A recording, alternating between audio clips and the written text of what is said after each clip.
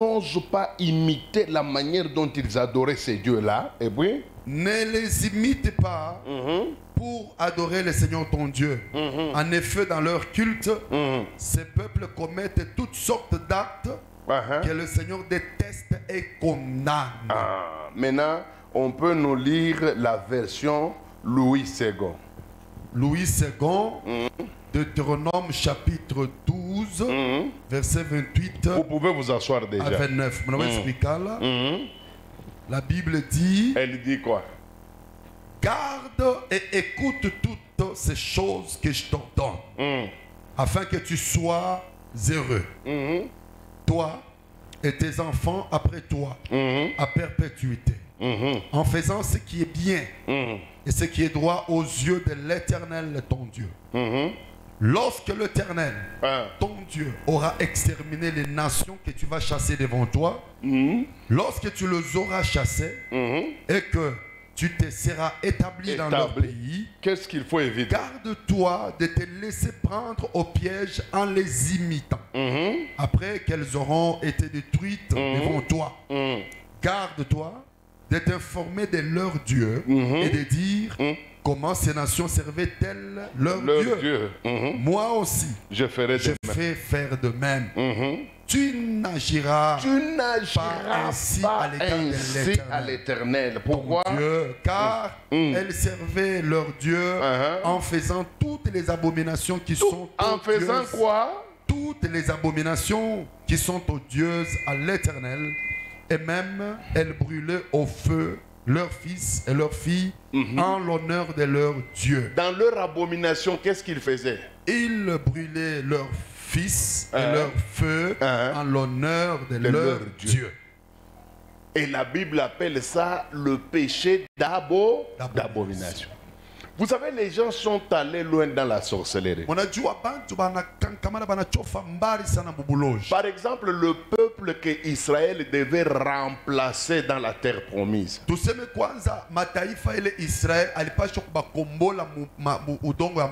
Dans leur pratique de la sorcellerie, ils sont allés loin.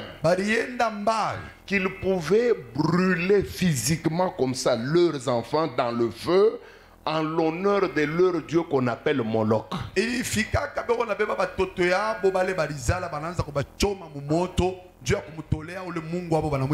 Cette fois-ci, ce n'est pas dans le rêve. C'est physiquement, vous prenez votre enfant, vous le déposez sur un autel et vous le brûlez pour remercier votre Dieu, entre guillemets.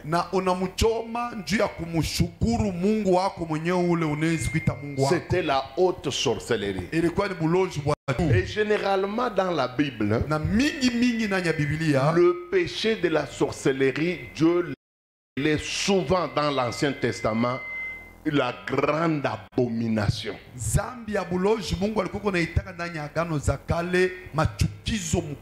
Donc le péché de la sorcellerie, tel que nous venons de lire ici, ça n'a jamais été un péché singulier. Par exemple, le mensonge, c'est un péché singulier. C'est-à-dire, qu'est-ce que c'est le mensonge? C'est le fait de ne pas dire la vérité. Un point, un trait. Vous ne trouverez pas une autre signification de mensonge, puisque c'est singulier. C'est-à-dire dire des choses contraires à la vérité. Mais ce n'est pas la même chose avec la sorcellerie. La sorcellerie dans la Bible, c'est un ensemble de pratiques. C'est un péché globalisant. Ce n'est pas un péché singulier. Ça signifie que dans la sorcellerie, il y a beaucoup de pratiques.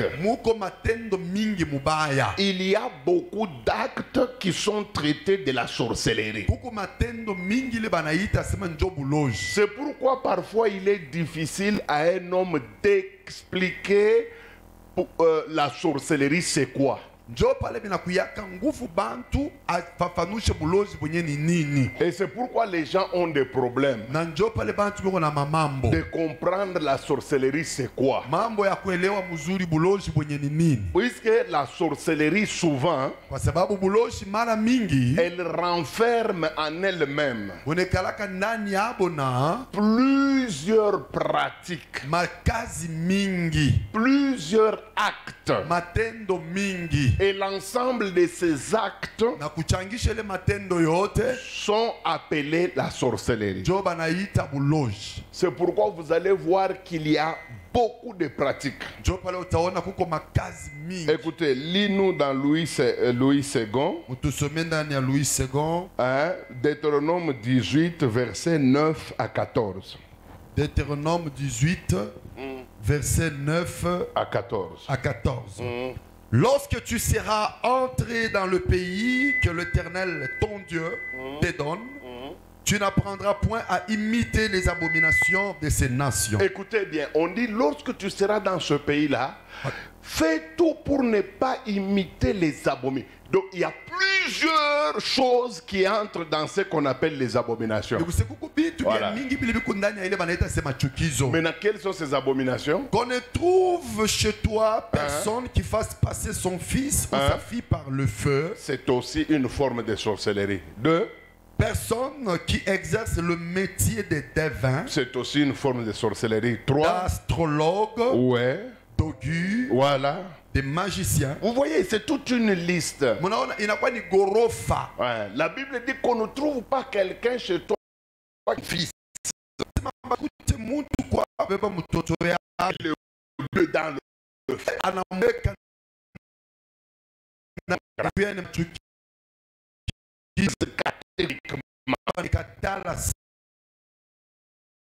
C'est tout ce qu'il faut comprendre. Vous aurez des problèmes puisque dans la sorcellerie il y a beaucoup de branches. Mais de prime abord, quel que soit le nombre de qu'il y a dans la sorcellerie, des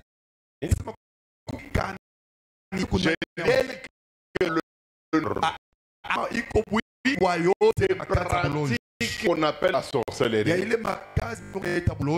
Vous devez savoir que toute la sorcellerie du monde est subdivisée en trois catégories.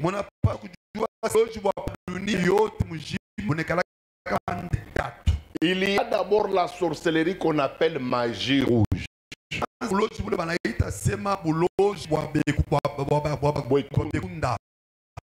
sorcellerie qu'on appelle magie blanche.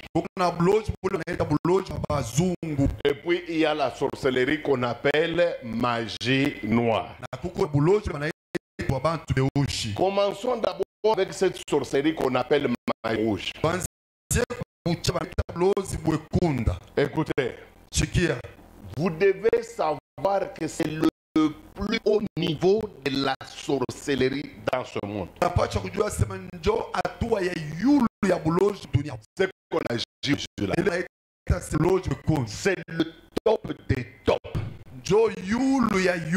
Quand le diable par malheur t'amène dans cette sorcellerie,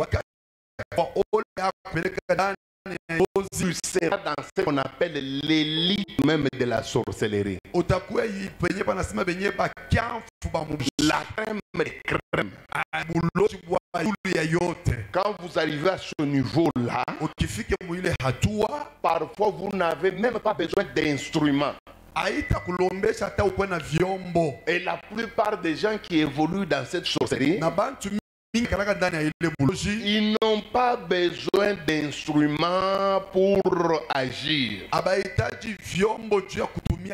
Souvent, c'est leur âme qui est déjà vendue au diable. Et dans la plupart des cas, ils ont des pactes forts. Et ils traitent avec les planètes, les planètes Mercure, Jupiter, ils sont dans ce monde-là. na Jupiter ma Mercure. C'est un péché terrible, la magie rouge. Iko nzambi ya mubaya sana bulozi bwekundu. Pourquoi on l'appelle magie rouge? On l'appelle magie rouge tout simplement puisque le tout premier peuple à la pratiquer, c'est le peuple à la peau rouge.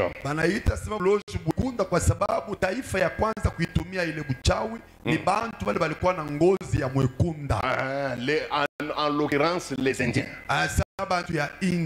Comme ils ont la peau rouge, et ce sont eux les premiers à l'avoir pratiqué. C'est pourquoi on l'attribue le nom de la magie rouge. À cause de quoi?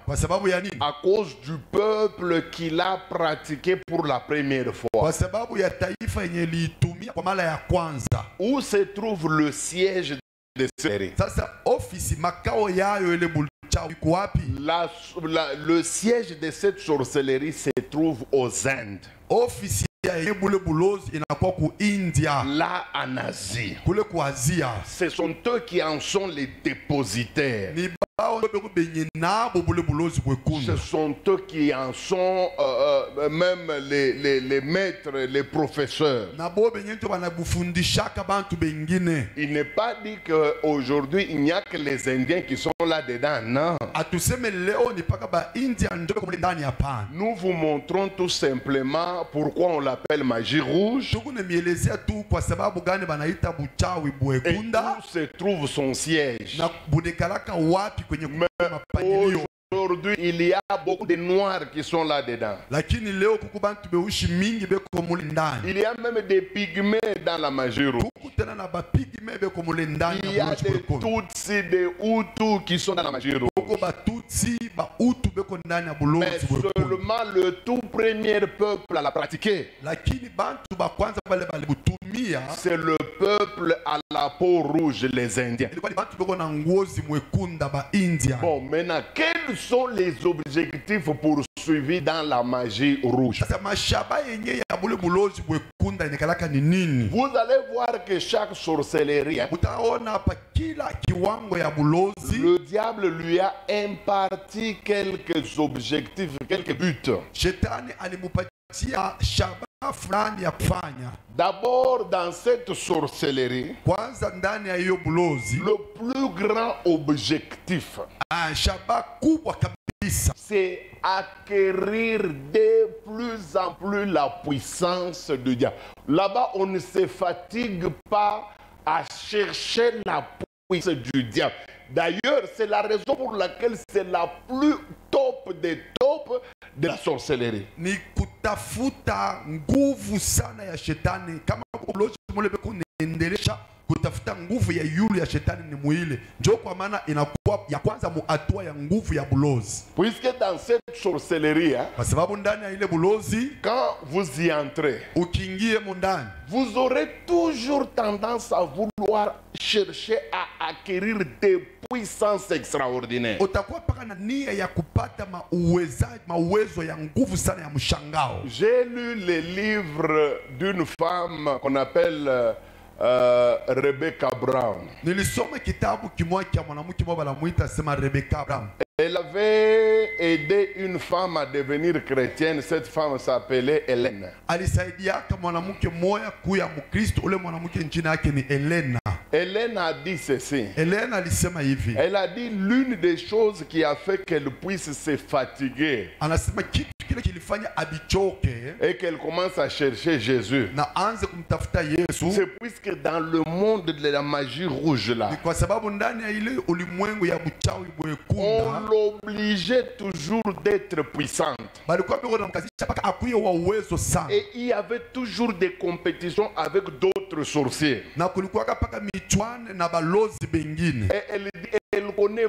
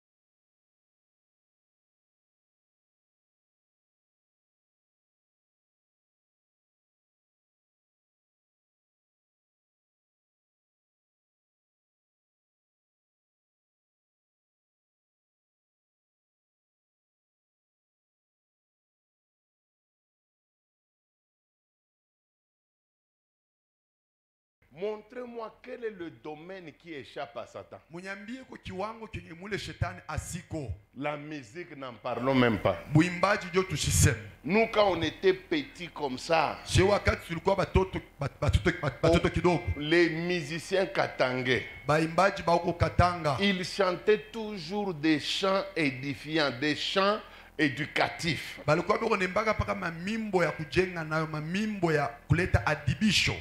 Par exemple, des chansons de Baba Piero, des choses comme ça. Mais aujourd'hui, n'est pas qu'à Mazi Waya Papa, Toto Banakunya Mazi Baya Papa, Naba Mamabo, Makanisa Balance Panamacho Pakista Baloge.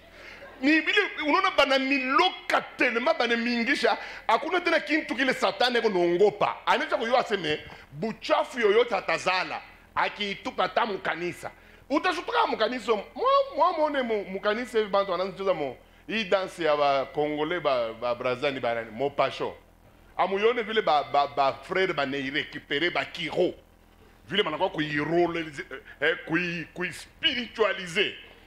Donc le diable n'a plus peur. Il domine. Shetani ashina tena na boka eko na tawala mubiote na buimbaji leo binakuwa abina tena vile bilikuwa zamani. Mnaona vile ba Kongomani ba Kristo banabeba ile mwimbo ya bantu ya kubraza banaanza kuigeuza banaibeba inakuwa yabo sasa. Des insanités dominent. Mabuchafu inaanza kutawala. Moi, j'ai vu un garçon. Il m'a dit qu'on devait le consacrer dans leur communauté. Pour qu'il devienne serviteur de Dieu.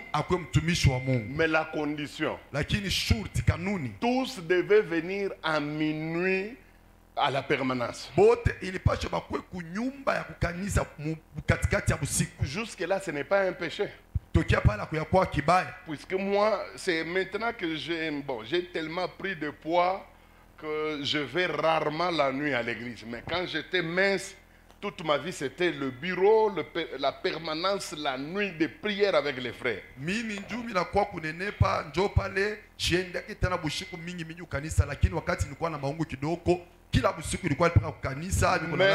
condition pour être serviteur, tout le monde devait être pris par l'anus, par l'homme qui va les bénir demain.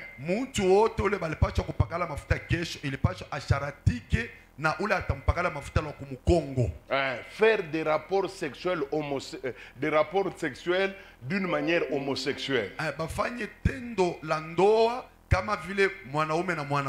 Et à la fin, l'homme là leur demandait de prendre sa semence et de la lécher. Et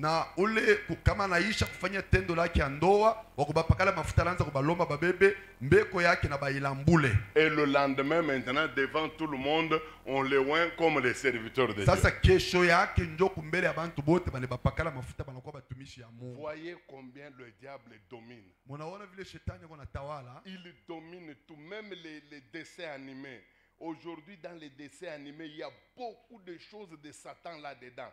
On apprend même. J'ai vu un dessin animé chez moi, comment voler comme sorcier. Mes amis, à 10 heures, on montre ce dessin animé aux petits enfants.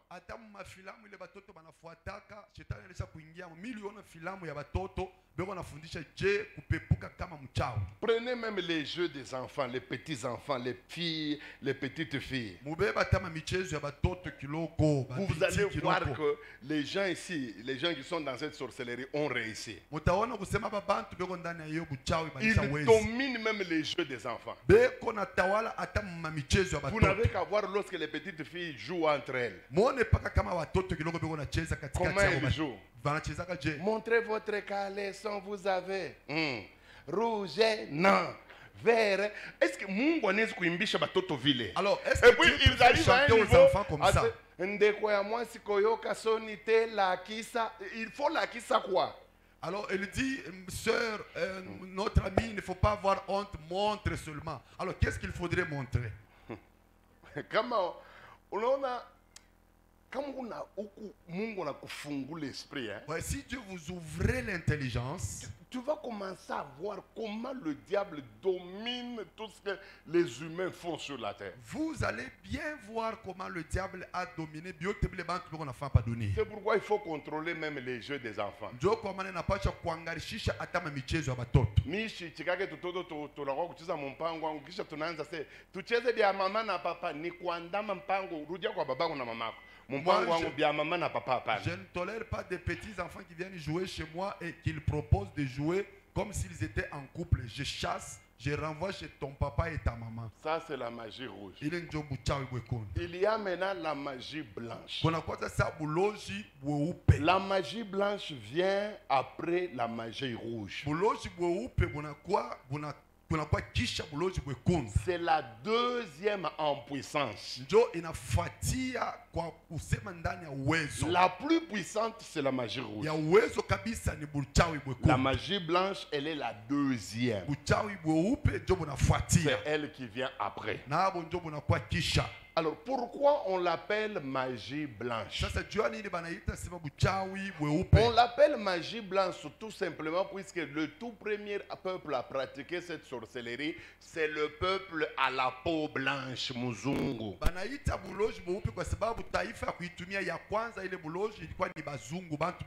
Ah, les gens à la peau blanche, les Européens, les Occidentaux tout court. Ah, ce sont eux qui ont commencé avec cette sorcellerie. Et ce sont eux qui en sont les dépositaires. Et son siège, le siège de cette sorcellerie, c'est en Europe et plus précisément en France.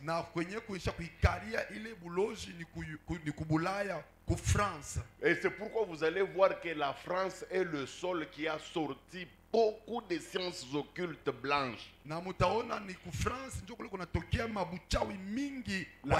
rose croix vient de là. La maïkari vient de là. La franc-maçonnerie vient de là. Et regardez ce que les Français ont fait. Ils se sont arrangés pour que tous les chefs d'État, presque, je ne dis pas tous, mais tous presque, de l'Afrique, deviennent d'abord les francs-maçons. Et puis, ils ne le cachent plus. Hein? Ali Bongo, c'est ouvert. Sassou Nguesso, c'est ouvert. Ça est dans ton téléphone. Moi, je ne les accuse pas. Dès que tu entres là-bas, tu le verras. Même comment on l'initie, il fait même ça. Tout le monde voit ça.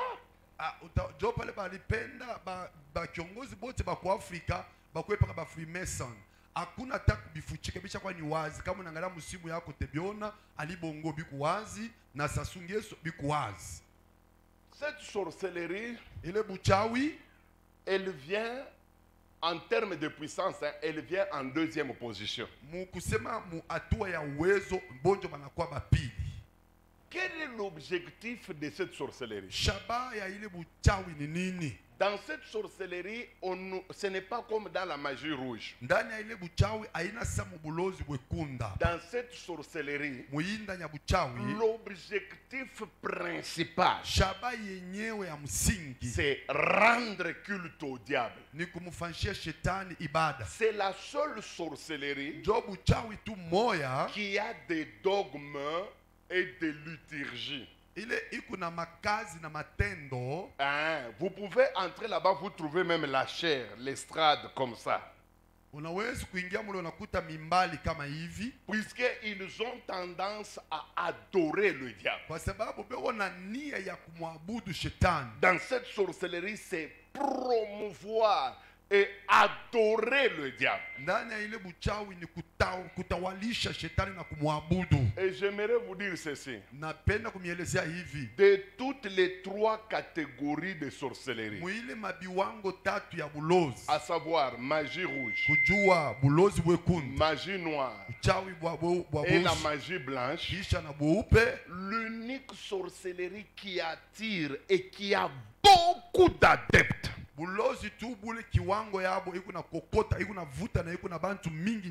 c'est la magie blanche. Donc c'est la magie blanche qui a le plus grand nombre de fanats.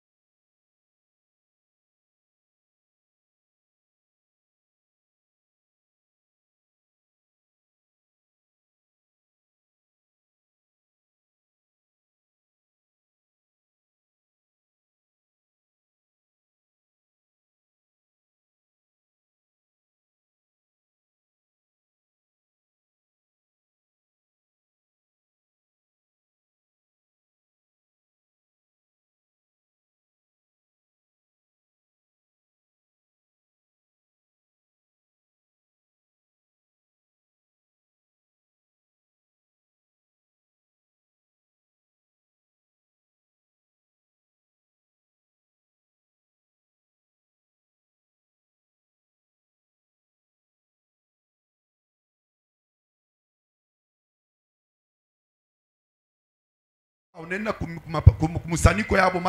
première chose qui va te tromper, c'est que tu vas trouver la Bible. Et cette Bible est bien placée sur leur autel. Et comme pour la plupart de nous autres, nous avons toujours pensé que quand la Bible est quelque part, c'est qu'il s'agit de la chrétienté. Deuxième chose, c'est une sorcellerie où on utilise les mêmes éléments qu'utilisent les chrétiens. Vous allez y trouver la Bible, vous allez y trouver des chapelets. Et comme la plupart de nous, nous avons été catholiques, quand vous voyez les chapelets, ça vous renvoie l'idée du catholicisme. Vous pensez que ce sont les choses de Dieu qui continuent. Et c'est comme ça que ça absorbe les gens facilement. Par exemple, le tout premier livre qu'on peut vous donner quand vous arrivez à la Rose-Croix, ils ont un manuel intitulé Initiation à la vie mystique de Jésus. Quel beau titre! batakwambia banasema beko natafuta kukuingisha mu maisha ya yulu ya Yesu. Tutasikia furaha sema en tout cas mimi napenda kupanda mu Yesu. Alors tu auras la joie de savoir que tu vas monter en Christ. Unaibeba unaenda kusoma kunyumba. Alors tu vas prendre ça pour aller lire ça à la maison. Papa utashutukile maesprit comme ile kitabu. Alors tu vas te rendre compte que les esprits qui sont dans ces livres là inakufunga vont te capturer. Unabakia mutumwa. Et tu vas rester assujetti. Kumukachikachi sasa. Maintenant au milieu, c'est maintenant qu'on va commencer à te demander les hommes. Là tu n'auras plus moyen de reculer parce que tu as déjà mordu. C'est comme ça que cette sorcellerie séduit beaucoup de gens. Puisqu'elle cache ce qu'elle est. Deuxième raison, pourquoi cette sorcellerie attire trop de gens? Puisque c'est la seule sorcellerie au monde qui promeut la vie sociale et matérielle de ses adeptes. Donc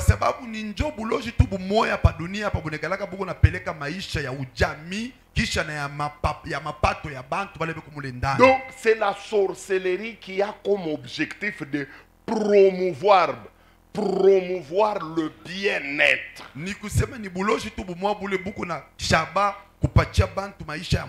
Comme c'est une sorcellerie capable de promouvoir la vie de ses adeptes. Et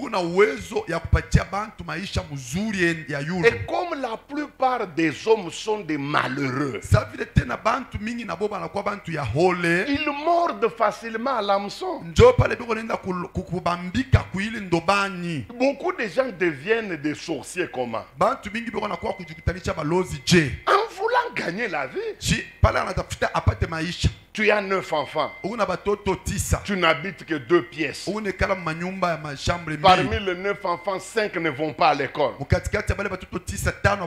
On vient, on vous propose. On vous dit, donne-nous seulement ton sang. Au bout de 3 ans, ou bien au bout d'1 mois, tu seras millionnaire. Mais ça coule. Les gens sont attirés par ça. Un garçon est devenu sorcier comment? Écoutez, on lui a dit ceci: nous ne te demandons rien.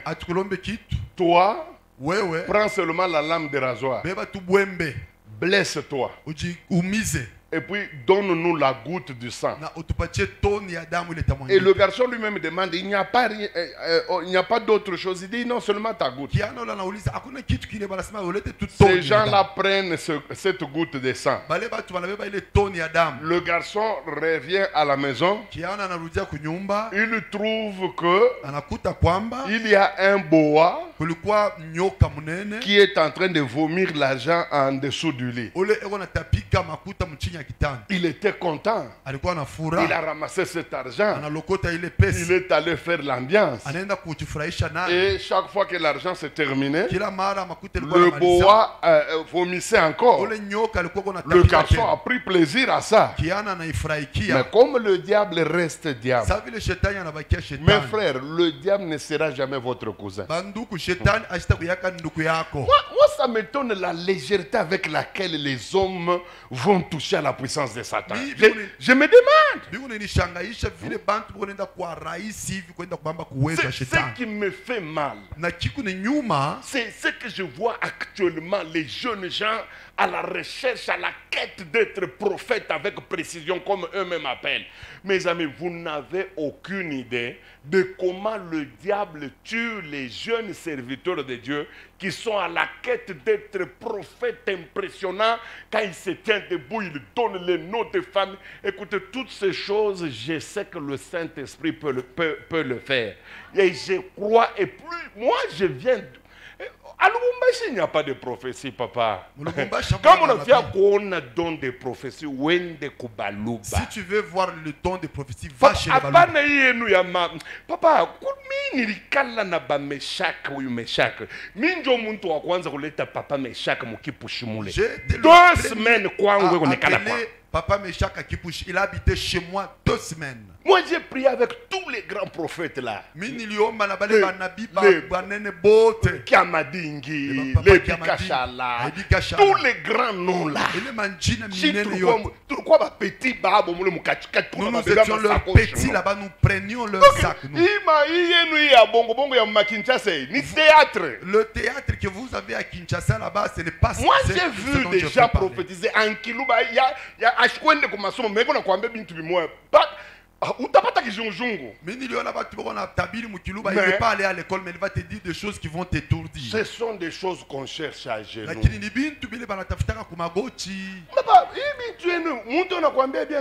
Prophète, unyombeko nipate don ya prophétie et nakwambia sime non non non non. Kukuma condition. Ah, déjà le langage. Toka kimia. Vous demandez à un prophète, vous lui demandez de prier pour qu'il vous donne le don de prophétie. Il vous dit non, il y a les conditions. À oui, part cela, mais ma condition biblique, oui. Mais je peux accepter les conditions bibliques. Les conditions mais bibliques. Mais il est bien, non, non, on a eu nani.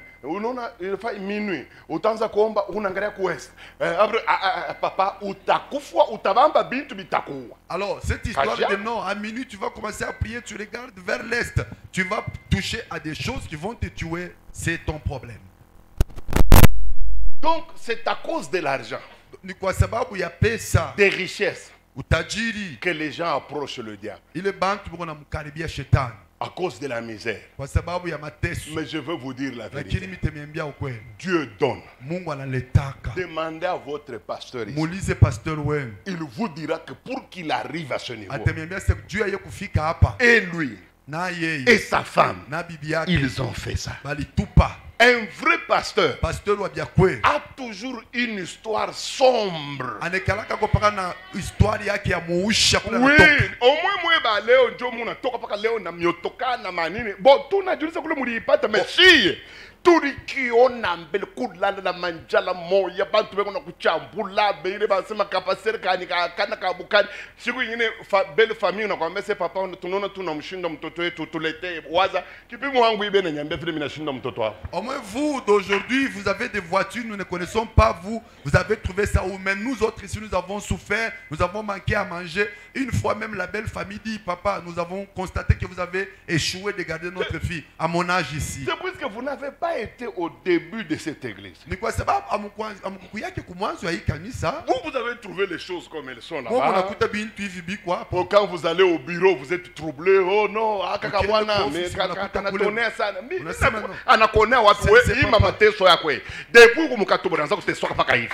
vas dire non. Comment il se prévoit de moi, toi, ta souffrance, depuis que tu vas te souffrir comme ça. Où est le problème du pasteur dans ta souffrance?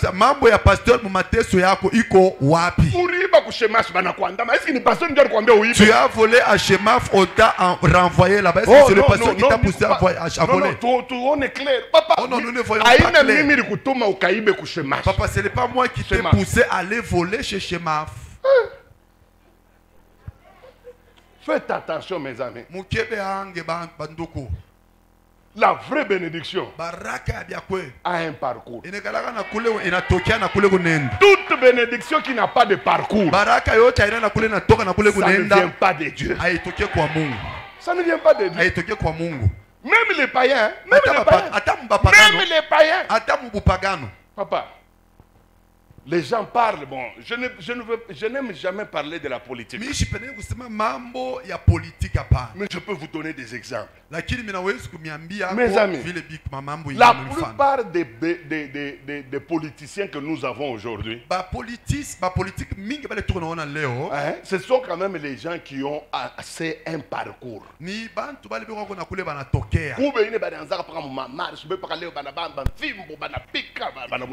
a qui étaient famille mon bon afu ibenye unakombaniaka bon leweri paka bakitoshe gouvernement ekwa mon ministre bana toshe ekwa beko na mongo pa kila insha kuwe. Je vais vous dire la vérité, on a bantu fani kotaye. Je vais te citer ces noms ici. Kabila, Mbemba, Tshisekedi, Kamere, kama alikuya ko Baba Kyungu. Baba Kyungu, incontournable. Donc ce sont des gens qui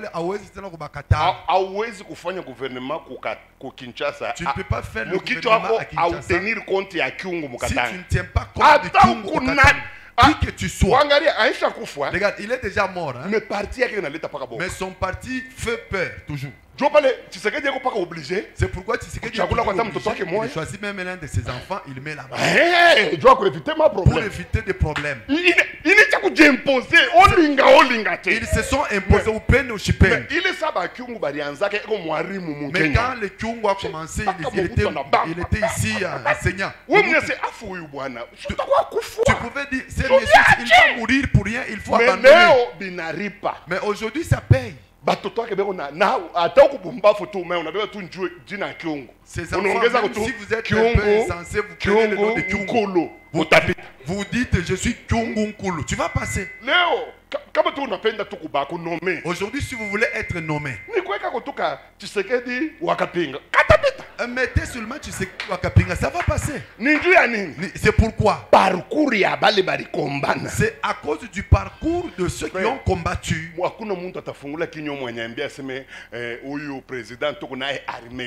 Jamais. Ni babake njona kama shukwe mtoto wa Tshisekedi atapita tashi moyo. Alors personne ne peut me dire que le président actuel a mérité, c'est son père qui lui a légué, qui lui a fait hériter ce parcours. S'il n'était pas son fils, il n'était pas passé. Et depuis lors, ce nom-là est resté puissant. Mais nous avons dit que Mobutu nous a détruits, mais ses enfants sont toujours ministres. Même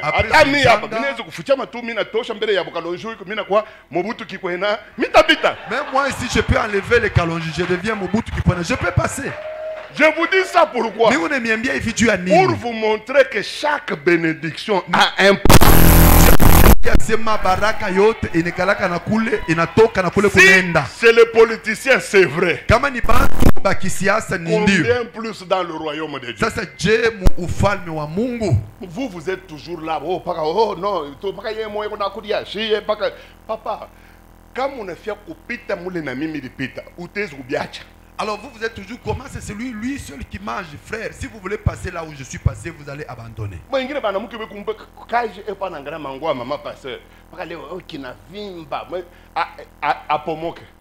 Alors il y a de ces femmes-là, son travail ici c'est de regarder seulement l'accoutrement de maman pasteur. Oh non, elle gonfle, mais qu'elle fasse quoi?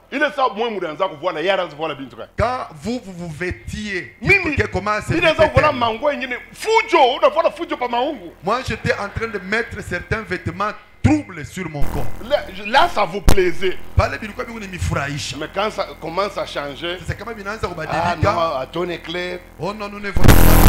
Voilà ma lunette, tout en clair. Alors mets les lunettes, tu vas pas de problème. Ce n'est pas moi qui t'ai mis au monde de toutes les façons. Hein? Tu viendras m'associer à ta souffrance. Moi je t'ai mis au monde moi.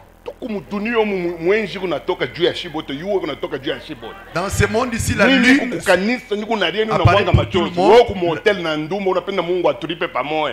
Moi, je suis à l'église en train de s'aimer. Mais toi, tu es à l'hôtel avec des prostituées. Tu veux que Dieu nous paye à égalité. Frère.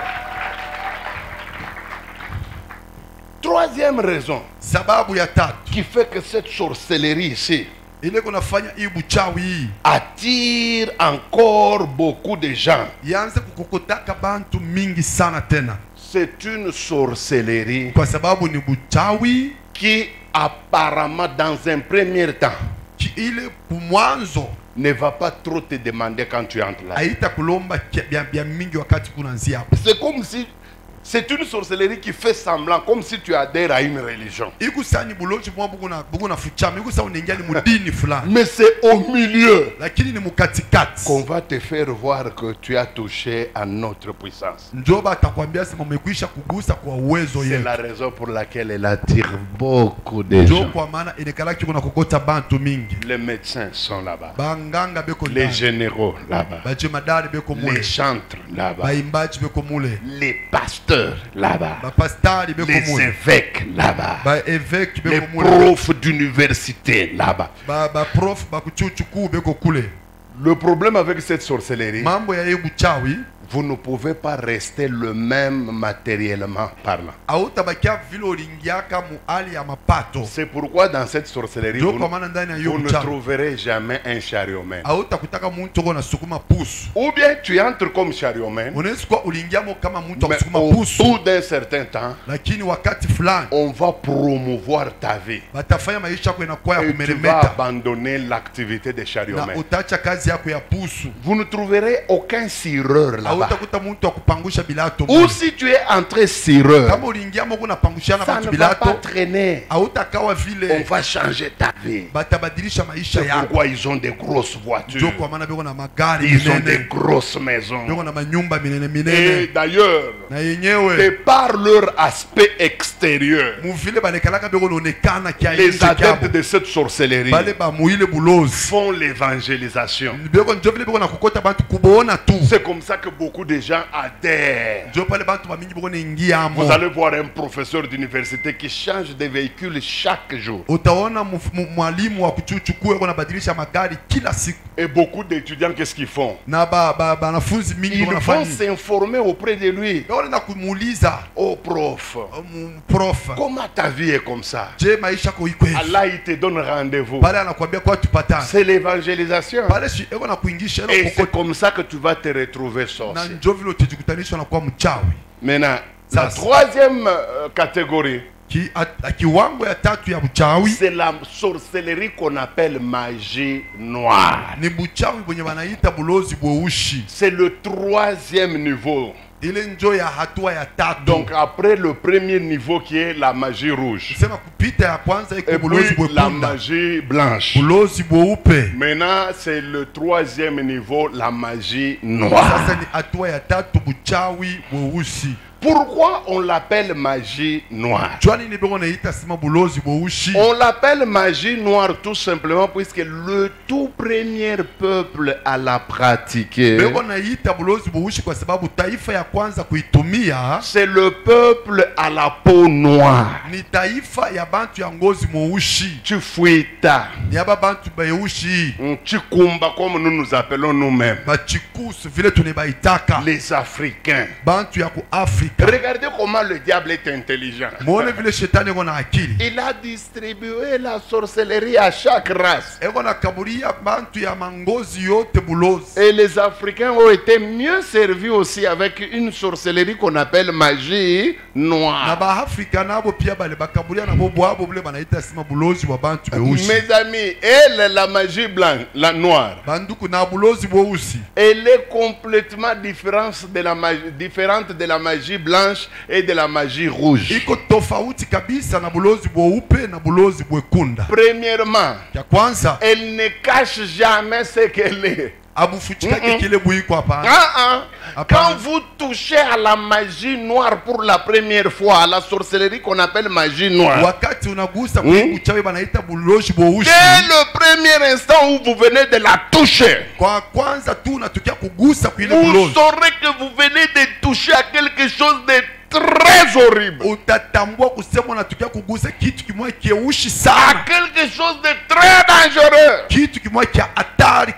Elle ne cache pas, elle ne cache pas. Tu entres en contact avec elle, eh bien, elle te montre directement ce qu'elle est. C'est pourquoi dans cette sorcellerie, on utilise des objets qui font peur. Là-bas, on utilise les moukaya, les cache-sexe. On utilise les lances. On utilise le crâne. Là, on ne cache pas. On montre déjà à quelle sauce vous serez goûté. Ah, c'est ça la magie noire. Maintenant, écoutez. La magie noire, c'est ce que nous appelons, nous les Congolais, bouloge. C'est que les Balubakat appellent Malenganya, Bonfouinchi. C'est que les gens de l'Équateur appellent Soloka. C'est ça. C'est que les Kinois appellent Kindoki. C'est que les Baluba du Kassai appellent Mupongo Bouloge. C'est ça, c'est ce qui nous concerne ici. Et dans notre enseignement ici, il ne sera pas question de la magie rouge. Il ne sera pas question de la magie blanche. Mais c'est vrai que pour aider ceux-là qui ont touché à cette magie, dans mon enseignement, de temps en temps, je toucherai là-bas. Pour aider les quelques âmes malheureuses qui ont touché à la magie rouge et à la magie blanche.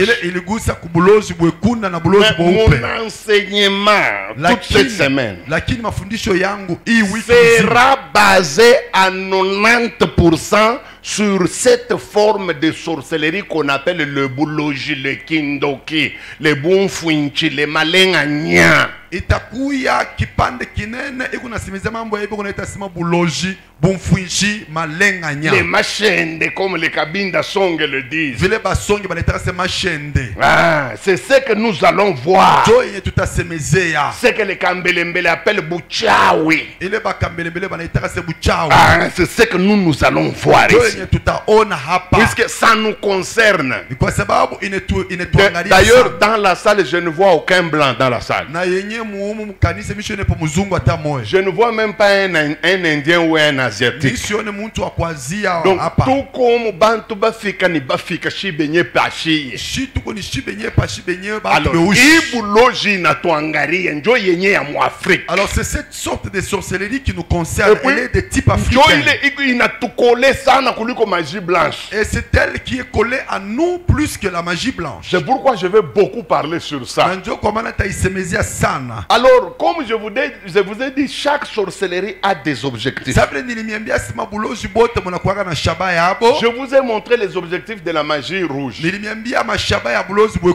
Je vous ai montré les objectifs de la magie blanche.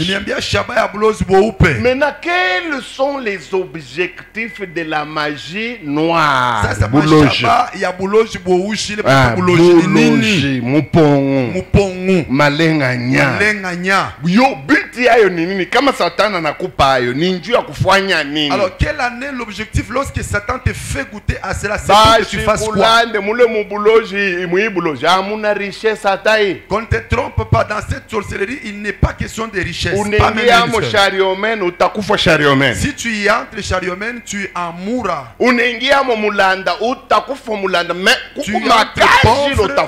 Tu mourras pauvre, mais il y a des activités que tu auras faites. C'est une sorcellerie qui ne donne pas la richesse. Il est dans le magie blanche. Celle qui donne la richesse, il s'agit de la magie blanche. Lors que vous ce n'est pas pour que vous achetiez des voitures. C'est pour que tu fasses ces trois grandes activités. trois niveaux. Tu seras engagé là-bas pour que tu travailles sous ces trois niveaux. Quels sont ces trois objectifs? Louis II. Jean chapitre 10. Verset 10 à 11. Ukunenda kiloko kiloko. Mustari ya 10 paka 11 on y va mollo. Le voleur ne vient que pour dérober. Premier objectif de cette sorcellerie. Shaba ya kwanza ya iyo buchawi Dérober. ni kuiba. Dérober. Kuiba. Et il dérobe tout. Na banebaka biote. Tout est dérobable. Yote banaweza kuiba mule. Ils sont capables de dérober ton avenir. Banawezaji ya kuiba maisha yako ya mbele. Ils sont capables de dérober la richesse. Banaweza kuiba utajiri wako. Il y a des gens ici, hein. Votre papa avait de l'argent dans les années 70 jusqu'à 75. Baba yako alikuwa na fedha sana mu 75, 70. Na vile mnaanza njika pa magasin établissement tenka. Et comme vous écriviez sur votre magasin établissement Tenka. Mangara depuis baba ko aritishaka muloko wake mwa kutokea kukabongo wa bumfunchi. Souviens-toi dès lors que ton père a invité son frère de Kabongo qui était un sorcier. C'est depuis ce jour-là que les véhicules ont commencé à tomber en panne l'un après l'autre. Et le magasin était en train de faillir l'un après l'autre. Maintenant regarde comment ton père est resté avec une culotte rouge. Maintenant vous-même, on dirait que vous avez été bombardé, mais vous avez été rescapé. On vous a dérobé. On a dérobé toute la richesse.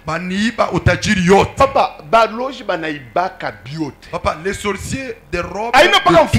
Ce n'est pas seulement l'argent. Moi j'ai vu quelqu'un à qui on a volé le corps, la santé.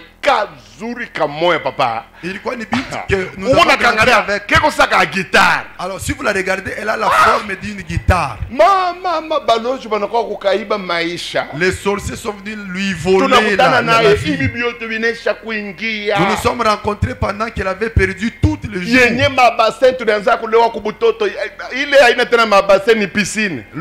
bassins que nous étions en train d'en mettre en bouteille, elle est restée platine. Alors on a tout volé sur elle. Vous jouez avec les sorciers. Moi je connais. Écoutez, en 1985. 1985. Je vais épargner. Quand je donne trop de détails, vous allez découvrir. Il y avait une église en Boujima. Non! Elle était pleine. 6000 membres. 6000. À l'époque, quand on allait avec les apôtres Malango ici, zamani wakati tulikuwa tunaendaka na apôtre Malango. On se demandait même hii kanisa ni grâce kani beko nayo. Tulikuwa tunajiuliza cette église à quelle sorte de classe. À l'époque nous quand on nageait hein. Zamani shipale tulikuwa tuko ni muma dans les 200 300. Il est né 200 il est pour muombe bushiko baba tuma bantu utuma. Yesu ça vous devez avoir on a wewe pasteur nanzo mwambia Mungu Yesu nishirikisha haya kesho bantu balofu vous priez à Dieu, vous lui dites de ne pas vous déshonorer demain quand les gens vont s'absenter. Le pasteur le pasteur là, il défiait la sorcellerie.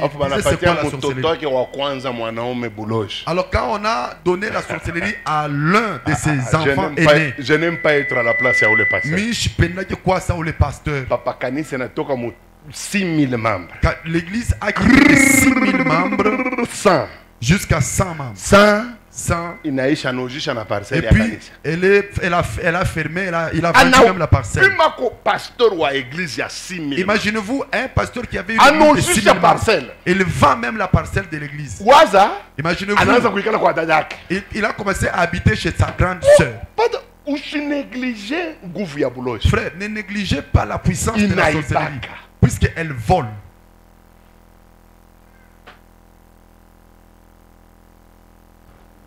Quand ils sont quelque part, c'est pour dérober.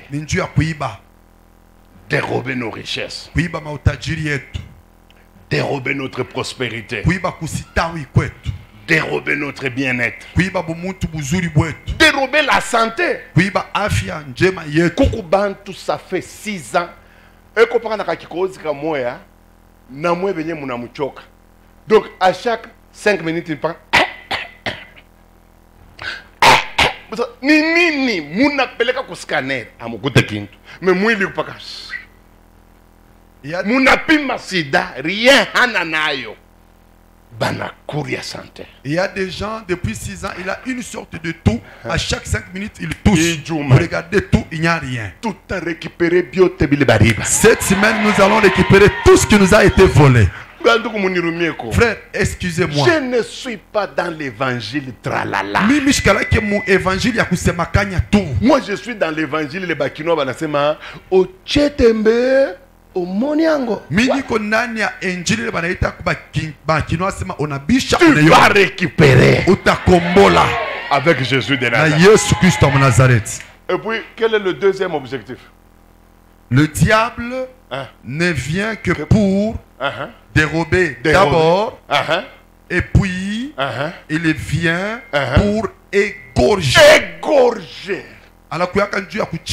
C'est la seule sorcellerie au monde qui a comme activité principale na kazi yabo yenye ya kabahila égorger et tuer. Kuchinja na kuua. Ne me comprenez pas mal, hein? Mushinyelewe mubaya. Je ne veux pas dire que dans la magie noire on ne tue pas. Et dans la magie blanche on ne tue pas. Sipende kusema ndani ya buchawi bweupe abawake. Ni dans la magie rouge. Wala mubuloji bwekunda. On tue. Banawaka amo. Mais ce ne sont pas les objectifs principaux. Lakini aina njo mashaba yabo yenyewe. Mais par contre dans la magie blanche, sasa ndani ya buchawi bweupe, ce sont les prérogatives. Ile njo kazi yako. Tu ne peux pas entrer dans cette sorcellerie sans qu'on t'apprenne à tuer. Donc, ici, on mange de la chair humaine. On boit du sang. Quand tu entres là-dedans, c'est pour manger les humains. C'est pour manger les femmes, les hommes, les enfants. C'est pourquoi c'est une sorcellerie dangereuse. On ne peut pas la laisser évoluer à l'aise. L'église doit se tenir debout. Regardez le nombre de chrétiens qui meurent suite à la sorcellerie. Moi j'étais à la morgue de Sendela. Un pasteur était mort. Moi ça m'a fait mal. Ses fidèles étaient en train de pleurer. Et papa, ils étaient en train de pleurer. On a tué notre papa. Qui va nous prêcher encore? Imaginez-vous si les pasteurs est bouffé. Alors celui qui tambourit, si le prédicateur il est mort, j'écoute ses enfants comment ils pleurent. Notre papa, vas-y, on a tué notre papa. Alors si le leader est bouffé, alors l'entonneur des cantiques, alors on va le manger, on mange même ses chansons. Ça fait mal.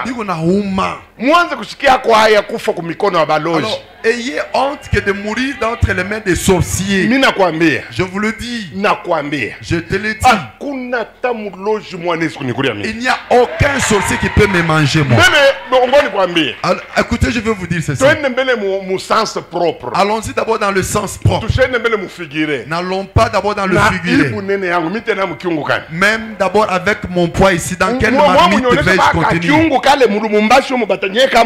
Montrez-moi la marmite qui va me contenir moi ici à Lubumbashi. D'abord de par ma masse, je suis incuriable. Et de par ma masse spirituelle, là-bas je suis érudit. Vous allez me tenir par où?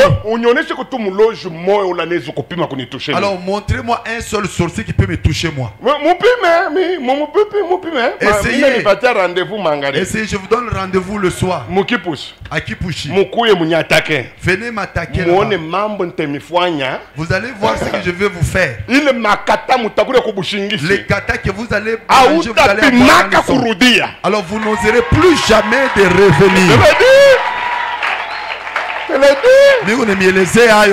Kuria ututuba Kristo ututu abongo bongo tukuna kunya maineke tunalewa tunalandala kuria tuba Kristo tuavina fa hapana mtu mzima mwenye kuikana mu Yesu. Pas un homme qui est tout entier en Christ. Utanibambia wapi? Vous allez me tenir par où? Hein? Papa, mloja ni kuria. Que les sorciers me bouffent moi. Moi je suis arrivé au Kasai. Mimi nilifika ku Kasai. J'enseignais dans une église. Nilikuwa mimi nafundisha mkanisa moja. Nous sommes arrivés je crois le lundi. Tunafika mkazi J'avais moja. commencé le dimanche. Mimi naanza mjuma. J'ai dit des choses qui ont fait très mal aux sorciers. Mimi nafundisha bintu bilumiza baloji bengine. Je ne le savais pas. Mimi sikujua. Ils ont préparé du foufou. Banepika bukari. Ils ont mis les kabambales et tout ça. Banaweka banepika na kabambale. Et ils m'ont donné pour que je mange. Bananipatia njoo nikulie. Et comme je ne mange jamais quelque chose sans prière, j'ai approché la nourriture. J'avais les yeux fermés. Je devais prier pour la nourriture. À ma grande surprise, quand j'ai les yeux fermés, j'ai les yeux fermés physiquement, mais je vois dans les assiettes les doigts dans les condiments. Et quand j'ouvre les yeux, c'est le kabambal. Je reprends encore. J'ai vu le doigt, j'ai tiqué. Je me suis dit c'est quoi? Dieu m'a dit ils ont mis la sorcellerie dans la nourriture. J'ai dit Dieu, qu'est-ce que je dois faire? Dieu me dit mange, bois même la soupe. J'ai pris la bouffe ce jour-là. J'ai enlevé même la cravate. J'ai commencé à manger. J'ai pris même la soupe, j'ai bu. Je suis allé prêcher. 5h du matin. 5h du matin. Moi, je prie toujours accompagné de la musique. C'est une habitude que j'ai adoptée depuis le début de ma foi. Alors, si vous écoutez la musique dans ma chambre, c'est que je prie. J'entends quelqu'un dehors. Il demande à la personne qui était là. Le pasteur qui est venu du Katanga est déjà debout. La personne lui dit si vous entendez la musique comme ça, c'est que il s'est réveillé le matin et dit je ne sais pas, mais je sais que il prie. Là, j'ai continué à prier. Et vers 6h, j'ai arrêté. Et quand j'ouvre la porte, c'est la maman là qui entre. La première phrase, papa, puissance. Papa, donne-moi la puissance que tu as. Je ne comprenais rien. J'ai dit puissance quand? Il dit quelle puissance? Il dit non papa, puissance. Donne-moi la puissance que tu possèdes. J'ai dit maman, dis-moi tu cherches quoi? Elle me dit pasteur, tu vois à midi. Pasteur, à midi, la nourriture que nous t'avons apportée, nous avons mis la sorcellerie. Nous avons pris le doigt d'un homme, nous avons mis là-bas. Nous avons dit dès lors qu'il aura mangé, il deviendra sorcier et le séminaire va s'arrêter par là. J'ai dit, vous avez mis dans la nourriture. J'ai dit, maintenant, quel est le problème? J'ai dit, maintenant, la nuit, quand nous sommes venus pour te prendre, pour que nous puissions voler avec toi. Alors, nous avons trouvé des gens en blanc qui avaient entouré ta chambre. L'un nous a dit retourner. Alors moi je voulais faire la têtue-tête pour que j'approche. Alors elle me dit la gifle que j'ai eue. Elle dit je suis tombé. Quand je me suis réveillé, lorsque je voulais attaquer pour la deuxième fois, cet homme blanc, il dit si tu oses le toucher maintenant, je vais te tuer. Alors c'est pourquoi je suis venu, j'ai dit j'ai déjà ensorcelé, fait manger beaucoup de pasteurs. La sorcellerie. Même toi j'étais sûr que tu aurais mangé. Mais ce que j'ai vécu, ça m'a poussé que je t'appelle pour que tu me donnes la puissance que tu as. Je lui ai dit que j'appelle ton pasteur pour que tu lui dises ça. Elle dit oui. Elle était la maman présidente. alikuwa yeye ndio mama president. J'ai appelé le pasteur. Mimi namuita pasteur. C'est Sema Sama. Mama parle. Elle a commencé. Ananzulula. Donc, nikusema, vous savez pourquoi vraiment un bon chrétien, on ne peut jamais le manger. C'est impossible. C'est impossible. Je vais vous montrer tout au long de mon enseignement. Un bon chrétien, on ne peut pas le manger. Quand vous voyez un chrétien qu'on mange, il y a des choses que lui-même a fait et qui ont permis aux sorciers de le manger. On va le voir, je ne sais pas si c'est jeudi ou vendredi. Mais en réalité, un bon chrétien est inlocable. On ne peut pas. On peut l'attaquer. Tout le monde peut être attaqué. Il n'y a personne qui n'est pas attaquable. Mais on ne peut pas te vaincre. C'est ça le problème.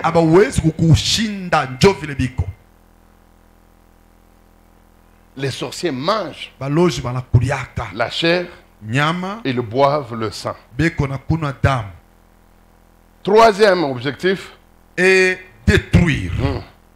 Moi, je suis venu afin que mes brebis aient la vie et qu'elles en soient en abondance. Détruire. Kwaribu. Écoutez, les sorciers ils sont très forts. S'ils ne dérobent pas, hein? Ils vont vous égorger. Mais le sorcier n'est pas là seulement pour égorger. S'ils échouent d'égorger, au moins ils sont capables de détruire. Et c'est ce qu'ils font. Il peut arriver que les sorciers ne parviennent pas à vous tuer. Mais ils peuvent détruire vos activités. Ils peuvent détruire votre outil de production. Et ils sont capables de détruire même les églises. L'église de Galate. C'est Paul qui dit. Il dit à toute une église. Hein, il dit, oh Galate, qui vous a ensorcelé? Donc, quand les gens disent que non, l'église de Jésus est intouchable, parfois vous ne lisez pas bien la Bible. L'église de Galate, c'est la première église ouvertement ensorcelée. C'est Paul qui dit ça. Et Paul a commencé à montrer les signes qui montrent que cette église était en train d'être ensorcelée. Écoutez, parmi les choses qui montrent que cette église était ensorcelée, il dit, vous courriez bien. Qui vous a arrêté? C'était un truc. Oh, je m'excuse. Je viens de me mordre la langue. Ça va aller. La Bible dit que l'église de Galate courait très bien. Et en un coup, elle s'est arrêtée. Et Paul dit, cette influence-là ne vient pas de Dieu. Ce qui vous a arrêté là, vous étiez bien, vous avanciez sur tous les plans. Les effectifs grossissaient. L'église avait de l'argent. Pour des raisons inexplicables. Arrêt total. Et Paul lui-même il dit aux Galates, cette influence là qui vous a arrêté ne vient pas de Dieu. D'autres signes pour montrer que cette église était maintenant mal en point. Il dit ceci: après avoir commencé avec l'esprit, vous voulez terminer avec la chair. Je vous dis que ceux-là qui causent des troubles au milieu de vous paieront devant le Seigneur. Ce qu'il y avait déjà à l'intérieur qui créé ces troubles-là.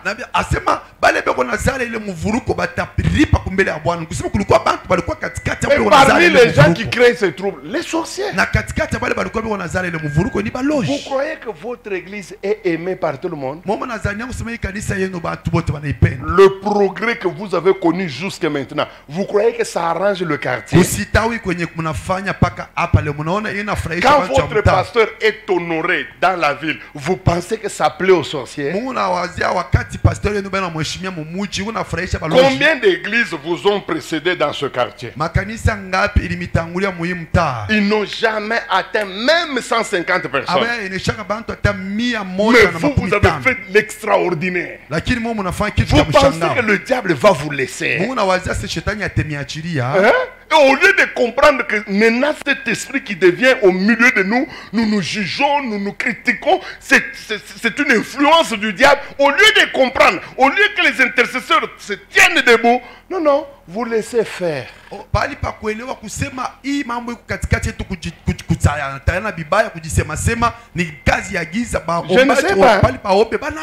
ne sais pas si j'aurai le temps quand je vais vous parler de la sorcellerie dans les églises.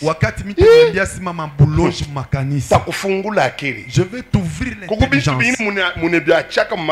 Il y a des choses que vous tolérez dans les églises sans savoir qu'il s'agissait des hommes de sorciers.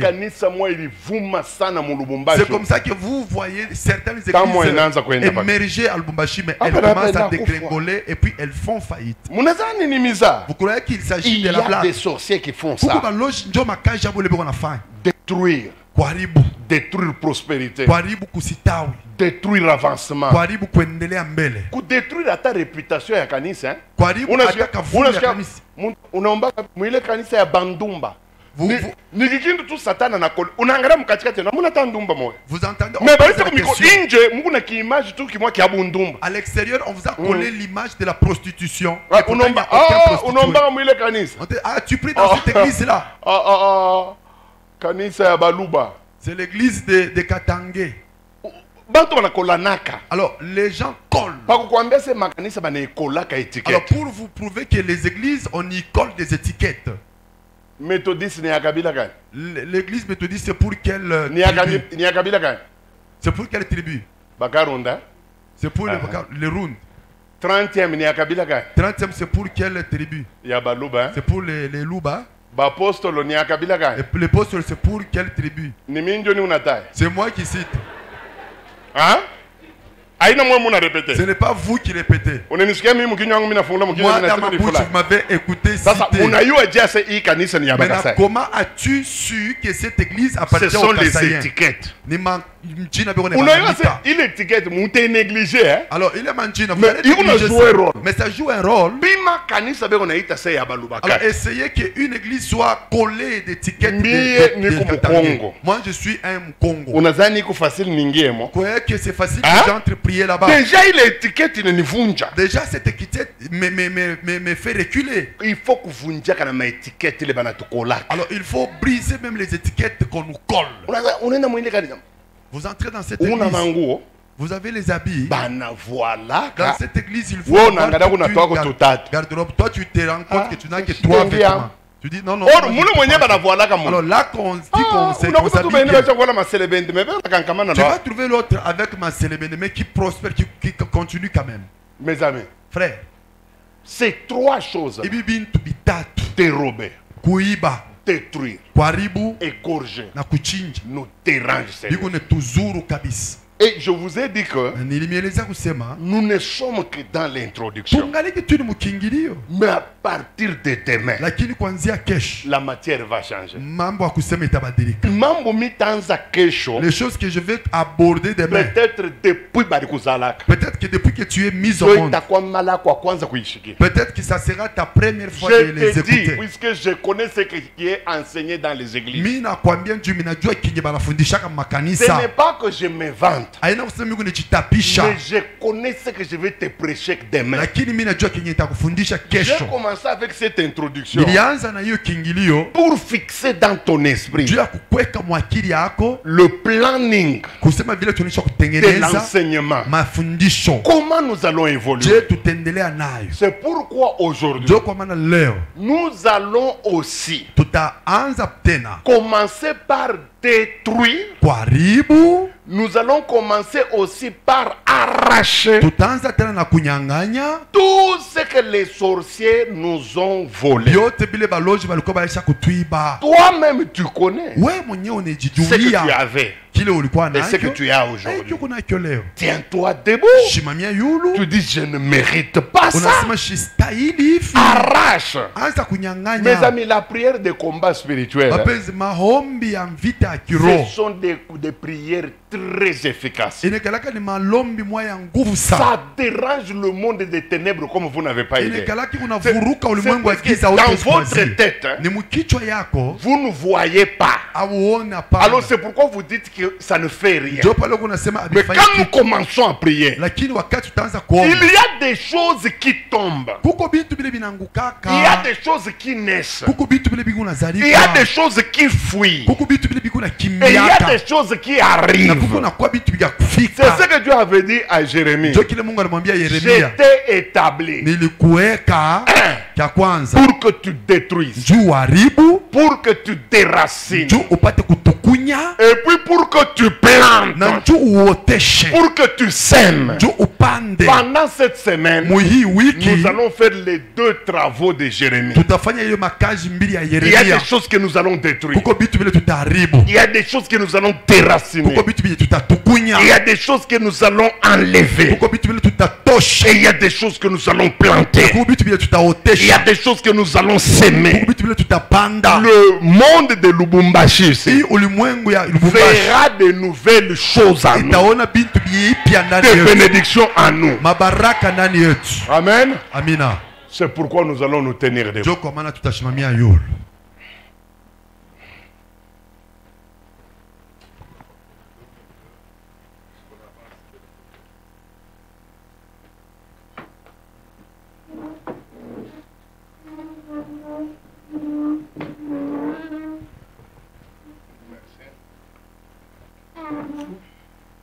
Mes amis, nous allons commencer la prière. La première prière, c'est de détruire tout ce que la sorcellerie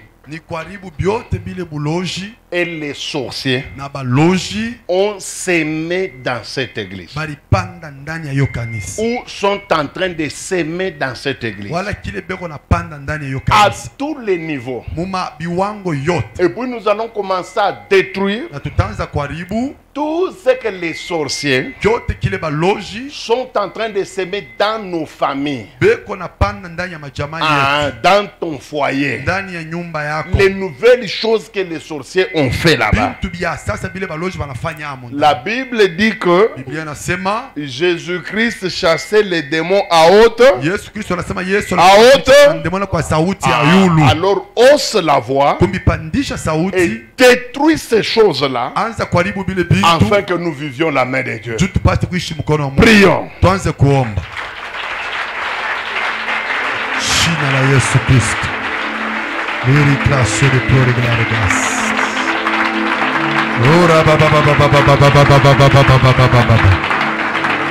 Bwana niko nenda kuharibisha makazi yote ile baloji beko nafanya ndani ya hii kanisa. Makazi yote ile baloji beko nafanya ndani ya hii kanisa niko naharibisha katika jina la Yesu Kristo. Pika mikono, anze kuomba. Pika mikono. Pika mikono, uombe mu jina la Yesu.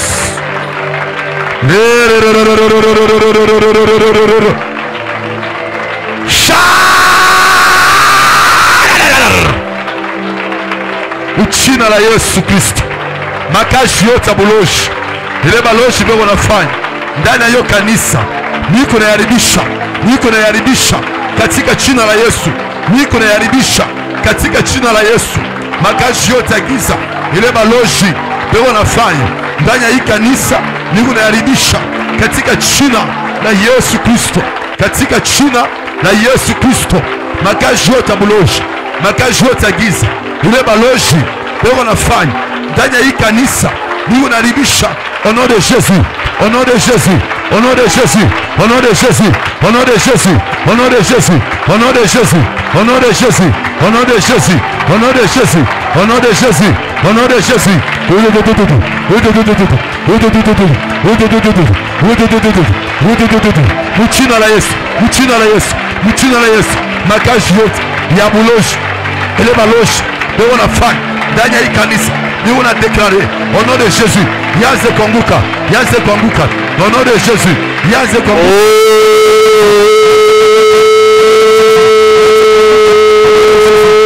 Konguka, au nom de Jésus.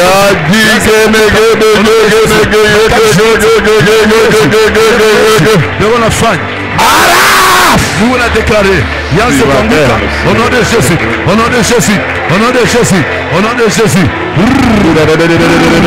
Yaze kutukuyika, yaze kutosha, yaze kutoka, yaze kutukuyika, yaze kutoka mchina la Yesu.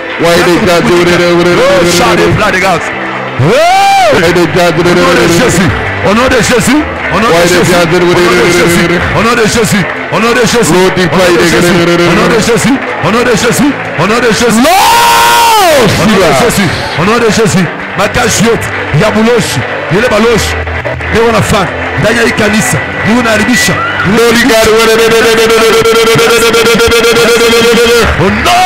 de Jésus.